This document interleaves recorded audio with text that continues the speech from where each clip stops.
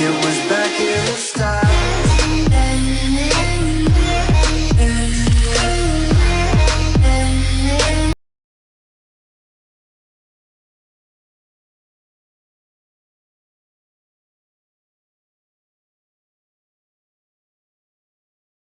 Ketidakmungkinan penyelesaian merujuk pada situasi di mana suatu masalah atau konflik tidak dapat diselesaikan dengan cara yang memuaskan semua pihak atau dengan solusi yang dianggap realistis dan praktis. Ini sering terjadi ketika ada pertentangan mendasar antara tujuan, nilai, atau kepentingan yang terlibat. Berikut adalah beberapa aspek penting terkait ketidakmungkinan penyelesaian. 1. Aspek penyebab ketidakmungkinan penyelesaian. Konflik nilai, ketika pihak-pihak yang terlibat memiliki nilai atau prinsip yang bertentangan, penyelesaian menjadi sulit. Misalnya, dalam debat etika mengenai aborsi, satu pihak mungkin berpegang pada hak hidup, sementara pihak lain menekankan hak atas tubuh. Keterbatasan sumber daya. Ketika sumber daya seperti waktu, uang, atau tenaga kerja terbatas, dapat menyebabkan ketidakmungkinan penyelesaian masalah. Misalnya, jika dua tim dalam perusahaan bersaing untuk anggaran yang sama, sulit untuk memenuhi kebutuhan kedua tim. Ketidakpastian dan kompleksitas. Masalah yang sangat kompleks dan tidak pasti, seperti perubahan iklim atau kebijakan ekonomi, seringkali sulit untuk diselesaikan karena banyaknya variabel yang harus dipertimbangkan dan saling berinteraksi. 2. Contoh ketidakmungkinan penyelesaian. Konflik internasional. Contoh klasik adalah konflik Israel-Palestina, di mana ada klaim yang saling bertentangan atas tanah, dan berbagai solusi yang diusulkan seringkali tidak diterima oleh salah satu pihak, membuat penyelesaian yang damai tampak tidak mungkin.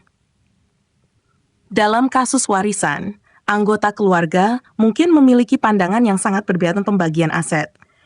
Jika dua anggota keluarga bersikeras pada pandangan mereka, penyelesaian damai menjadi sulit dicapai. Proyek yang gagal.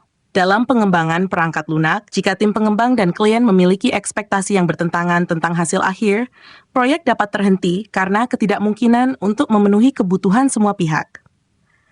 Not 3. Strategi menghadapi ketidakmungkinan penyelesaian. Negosiasi dan kompromi.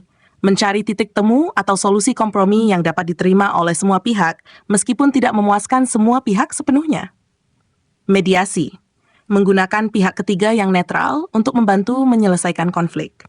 Mediator dapat membantu mengidentifikasi kepentingan yang lebih dalam dari masing-masing pihak dan mencari solusi yang lebih kreatif. Reevaluasi tujuan. Terkadang, penting untuk mengevaluasi kembali tujuan yang ingin dicapai. Mungkin ada cara lain untuk mencapai hasil yang lebih baik tanpa harus menyelesaikan semua masalah yang ada. 4. Dampak ketidakmungkinan penyelesaian hubungan. Ketidakmungkinan penyelesaian dapat merusak hubungan antar pihak, baik dalam konteks pribadi, profesional, maupun sosial. Dalam konteks yang lebih luas, seperti politik atau sosial, ketidakmampuan untuk menyelesaikan konflik dapat menyebabkan ketidakstabilan yang berkepanjangan. Stres dan kekecewaan. Ketidakmampuan untuk menyelesaikan masalah dapat menyebabkan stres dan frustrasi bagi semua pihak yang terlibat. 5. Kesimpulan.